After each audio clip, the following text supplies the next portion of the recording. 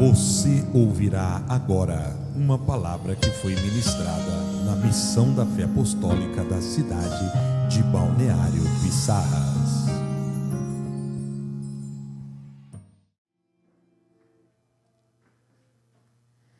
O Senhor está neste lugar. Não há nada melhor que a presença dEle. Vamos abrir a palavra do Senhor no livro de Êxodo. Êxodo capítulo 20.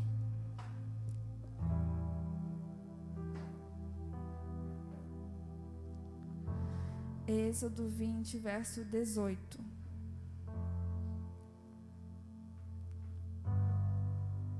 Todos encontraram? Diz assim: vendo-se o povo diante dos trovões e dos relâmpagos, e do som da trombeta e do monte fumegando, todos tremeram assustados. Ficaram à distância e disseram a Moisés: fala tu mesmo conosco, e ouviremos. Mas que Deus não fale conosco, para que não morramos. Moisés disse ao povo: não tenham medo. Deus veio prová-los, para que o temor de Deus esteja em vocês e os livre de pecar. Mas o povo permaneceu à distância, ao passo que Moisés aproximou-se da nuvem escura em que Deus se encontrava. Amém? Pode fechar a sua Bíblia. Moisés. Eu estou só em Moisés agora. Meu Deus, está um mistério. Vamos relembrar um pouquinho o contexto. Onde se deu essa situação? O povo chegou no Monte Sinai. Mas, por onde esse povo já havia passado? O que já havia acontecido com esse povo? Vamos lá. Moisés, Arão e o povo, eles já tinham visto todas as maravilhas que Deus realizou para tirá-los do Egito. Quais são elas? A água virou em sangue, a praga das rãs, dos piolhos, moscas, a morte do gado, úlceras, granizo, gafanhotos, trevas e a morte dos primogênitos. Tudo isso, uma de cada vez, o povo já havia visto. Depois, eles atravessaram o Mar Vermelho. Alguém aqui já atravessou um mar como esse povo fez? Imagina, se coloca no lugar deles. Eles viram essas 10 pragas atingirem o povo egípcio, que para eles foram maravilhas, como eu falei na quinta-feira. Aí eles chegam de frente para o mar se abre. Aí eles sentem fome, Deus manda o maná. Eles sentem sede, a água brota da rocha. Eles têm vitória sobre os amalequitas. E antes disso, uns versículos antes, eles estão recebendo os 10 mandamentos. Olha que povo, olha a experiência desse povo. Olha o que eles viram, o agir de Deus, o nível que eles tinham de conhecimento de Deus. Mas mesmo assim, eles falaram para Moisés: fala tu conosco e ouviremos. E não fale Deus conosco para que não morramos. Deus estava ali. A presença de Deus estava ali. E o que eles tiveram? Medo. Medo de morrer. Olha tudo que eles tinham passado. Olha toda a provisão de Deus. E eles tiveram medo de morrer. Sabe por que eles tiveram medo? Em Lucas 12, verso 2 diz assim: nada há encoberto que não haja de ser descoberto, nem oculto que não haja de ser sabido. Porquanto tudo que em trevas dissestes, à luz será ouvido, e o que falastes ao ouvido no gabinete sobre os telhados será apregoado. E digo-vos, amigos meus, não temais os que matam o corpo e depois não têm mais o que fazer.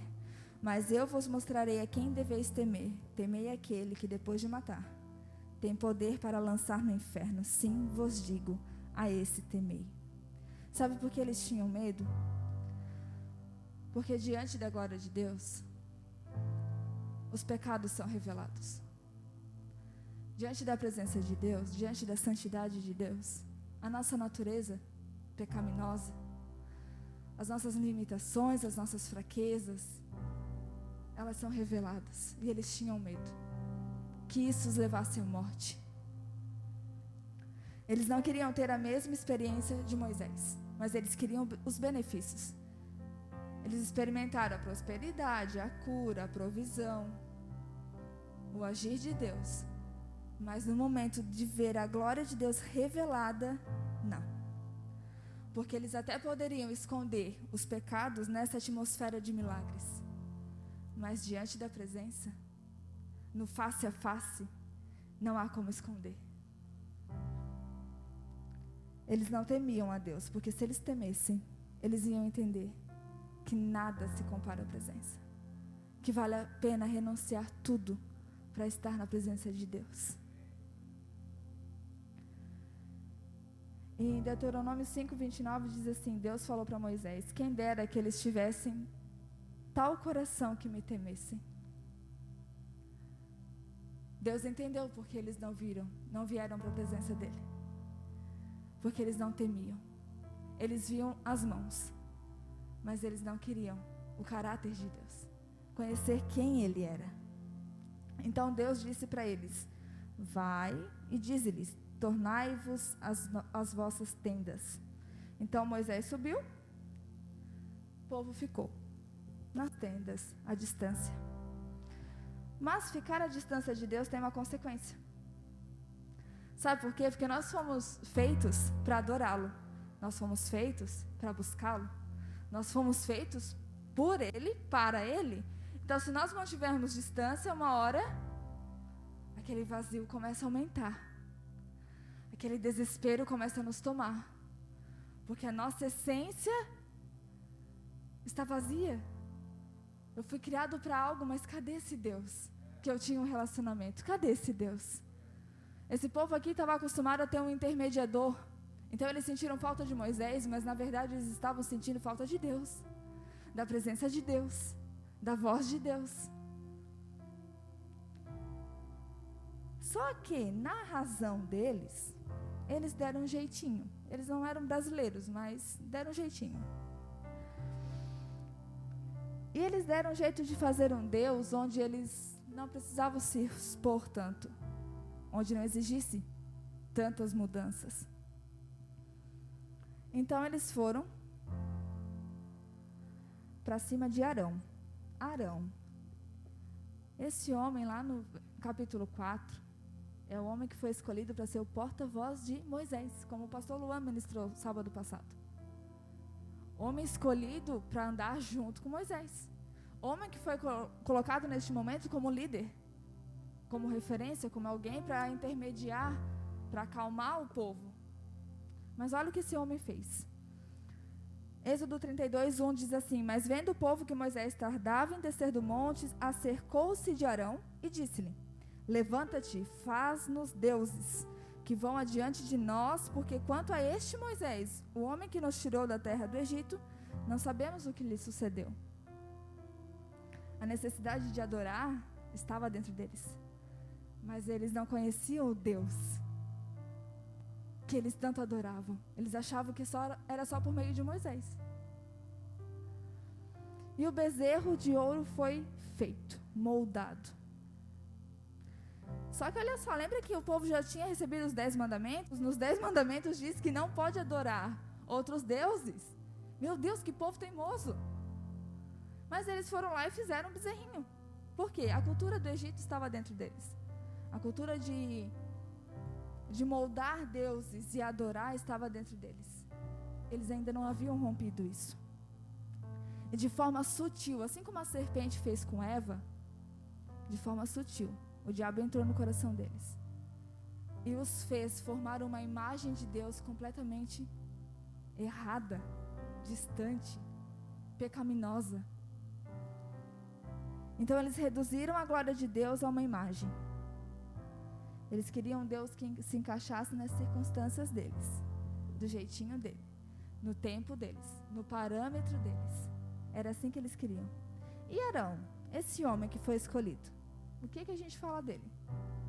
Que ele foi lá e, sem hesitar, simplesmente pegou o ouro de todo mundo, jogou no fogo, moldou um bezerro.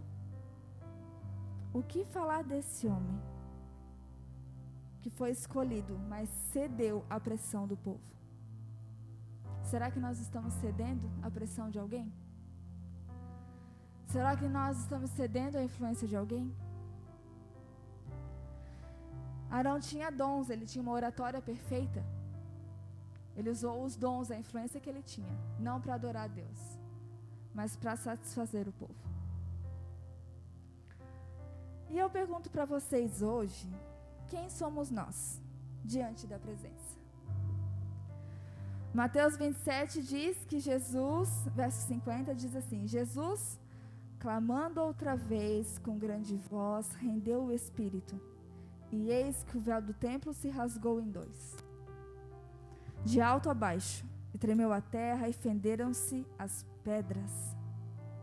Cristo morreu por nós. Como diz em Romanos 5, Ele nos dá paz com Deus, ou seja, perdoou os nossos pecados, esqueceu o nosso passado. Ele nos dá acesso à presença no nosso presente, e Ele nos dá a esperança da glória para o futuro. Passado, presente e futuro. O véu se rasgou. Hoje nós não precisamos subir numa montanha. Hoje nós não precisamos de um intermediador, não. Deus está aqui, olha a forma que Ele se manifestou neste lugar. Mas Ele não quer estar só durante o momento, durante o louvor, não. Ele quer que nós estejamos na presença dEle todos os dias. Em todos os momentos, Ele quer intimidade conosco. Ele quer ter relacionamento conosco. Ele não quer apenas nos visitar, não. Ele quer habitar em nossas vidas. Mas é claro que um relacionamento vai exigir algo.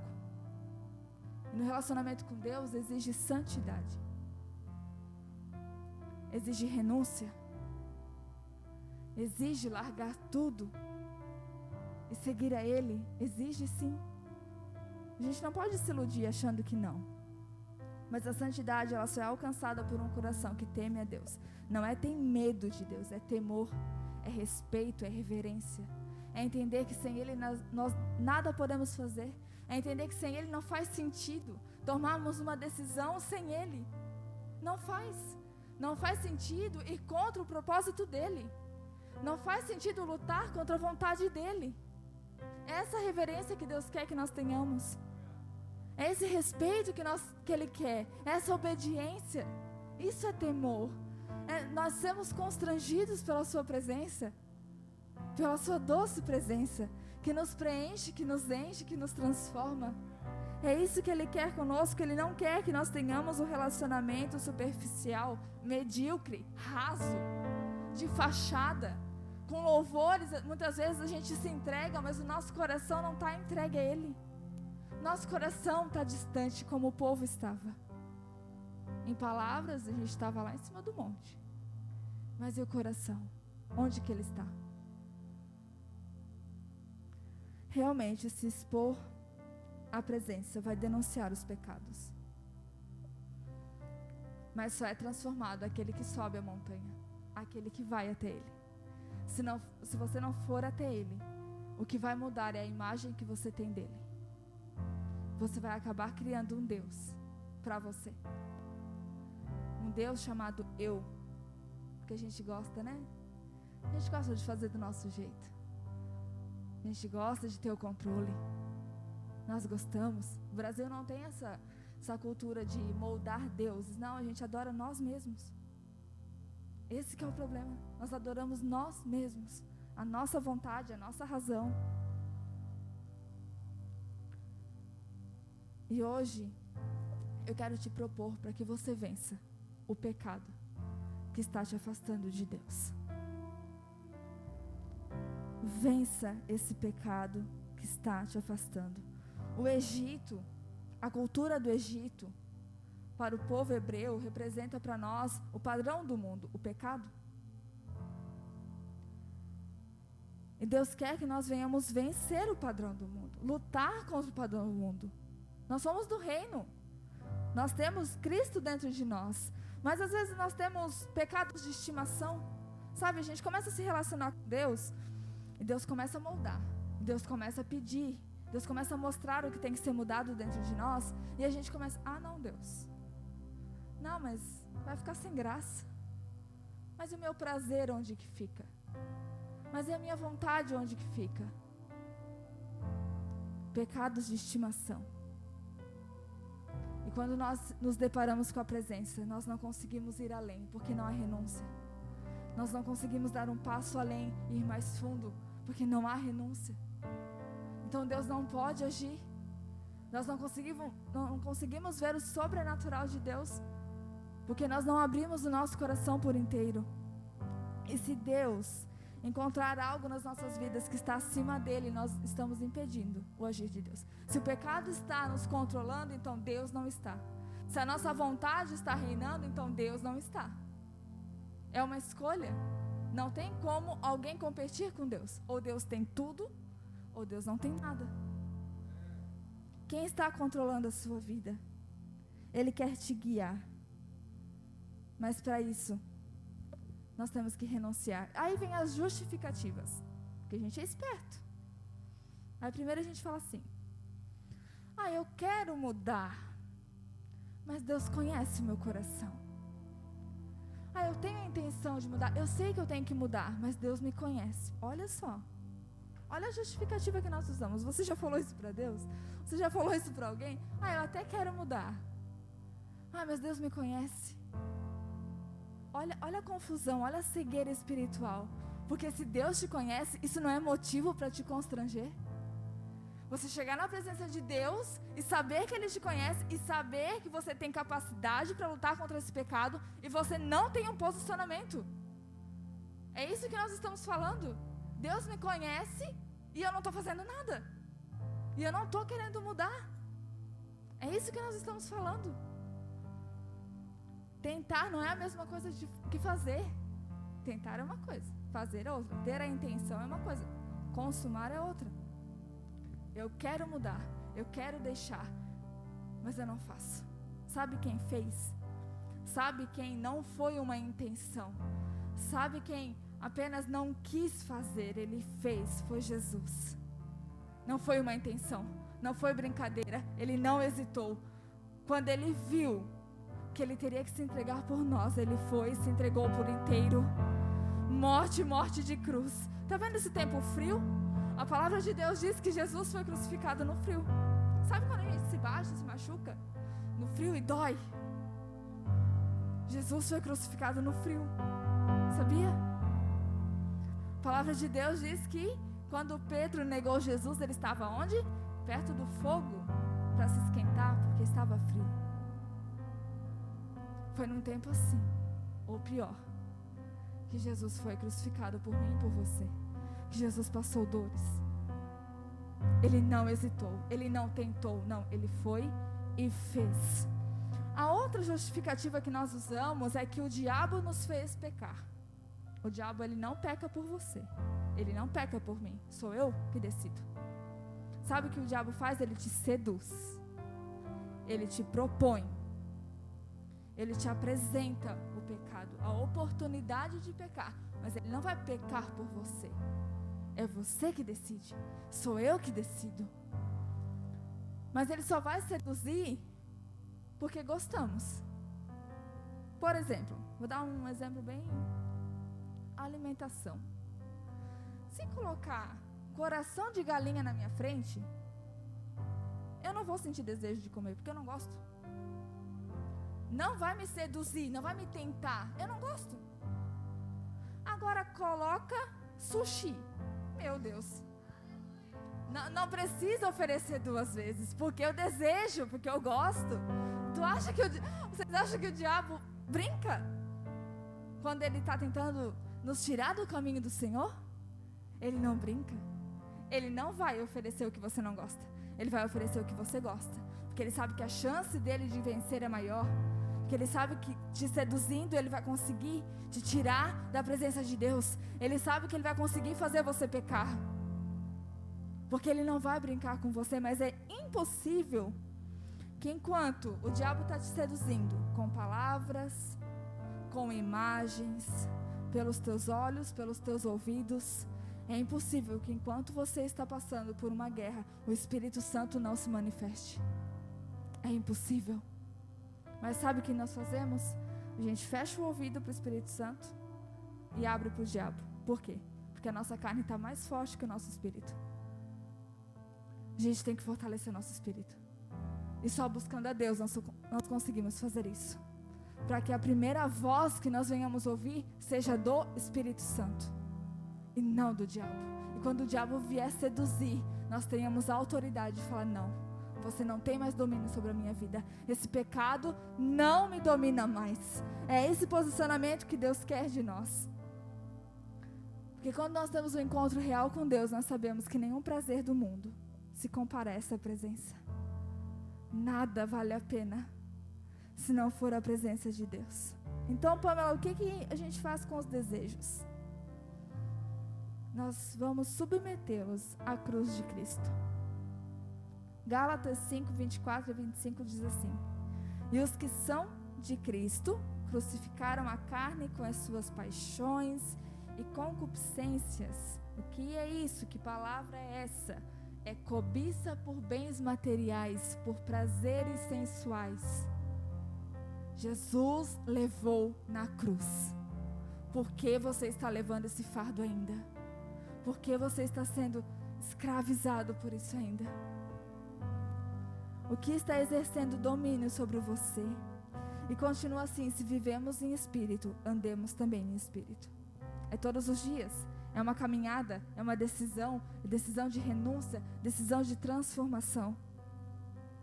Que nós venhamos parar de adorar a nós mesmos. Parar de lutar por nós. Quando temos Deus que tem um plano perfeito, que tem um propósito, um chamado, que te criou para algo nessa terra. É Ele que está neste lugar te falando: ei, filho, lute. Lute porque você é capaz. Lute porque o sangue de Jesus está sobre você. Lute, não aceite ser escravizado pelo inimigo. Não aceite ser influenciado pelo padrão do mundo. Lute.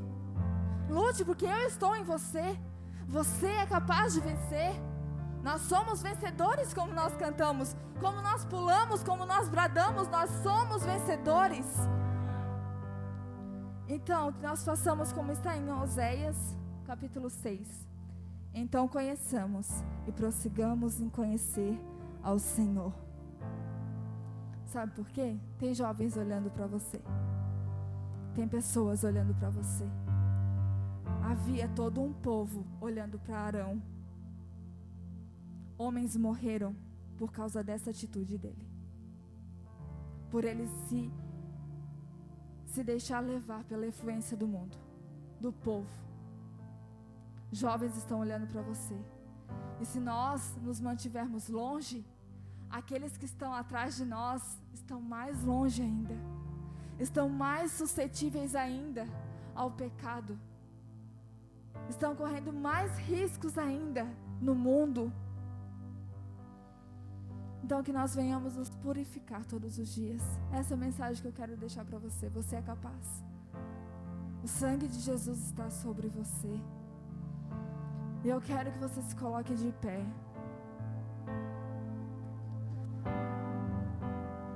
O Espírito Santo vai ministrar ao seu coração.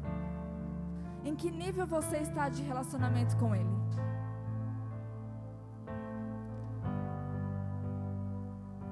Como é que está? Quem é você? Você é Moisés, aquele que quando Deus chama você corre, e não importa o que tenha que renunciar, você vai? Ou você é Arão, que está cedendo, que está se deixando influenciar, que está deixando o pecado entrar dentro de você? Quem você é? Feche os seus olhos e comece a pensar. Olhe para dentro de você. Olhe para o teu coração. Como você entrou aqui nessa noite? Quais são os desejos que estão no teu coração? O que o diabo tem te seduzido a fazer? O que você não está conseguindo vencer? Eu quero que você apresente na presença de Deus. Que você conte para Deus. Que influência é essa que está te deixando longe de Deus? Que pecado é esse que está te afastando de Deus? Que proposta é essa que está te afastando de Deus, que você não consegue ter um relacionamento de intimidade com Ele? Que você vê o irmão do lado, o jovem do lado ser cheio, mas você não consegue. O que está bloqueando a sua fé? O que está bloqueando a tua vida? O que está impedindo Deus de agir em você, de entrar dentro de você, de transformar, de encher? Que limitação é essa que está te impedindo? Nós já aprendemos que nós não vamos nos limitar, as circunstâncias não vão nos limitar, as pessoas não vão nos limitar. E hoje eu digo para você que o pecado não vai te limitar. Não vai te limitar, porque Jesus já levou ele na cruz. Você é filho do Deus vivo. Você é chamado para ser santo, para ser sal, para ser luz nessa terra. Pare de ser escravizado quando você é filho de Deus. Pare. Olhe para Jesus. Olhe para Jesus. Peça força, peça ajuda, mas não retroceda, não fique distante de Deus. Não aceite ver a presença de Deus de longe. Não aceite. E se tiver que morrer, morra para Cristo. Sim, mate a sua carne. Foi isso que o povo não conseguiu. Foi isso que o povo não entendeu. Ele tinha que matar a carne. Tinha que matar a carne para estar na presença de Deus. Não era o corpo deles, era a carne, era o desejo, era o pecado. É isso que eu e você temos que matar todos os dias. Todos os dias. Comece a orar. Comece a clamar. Porque hoje é dia de tomar uma atitude. Hoje é dia de vencer essa barreira. Hoje é dia de trazer o que está pronto no reino dos céus para a sua vida. Tem um projeto pronto, tem um plano pronto. Está tudo pronto para você. Está tudo pronto para você. Mas enquanto você não se posiciona, Deus não pode. Deus não pode agir. Enquanto você não vence, não toma posse, Deus não vai agir.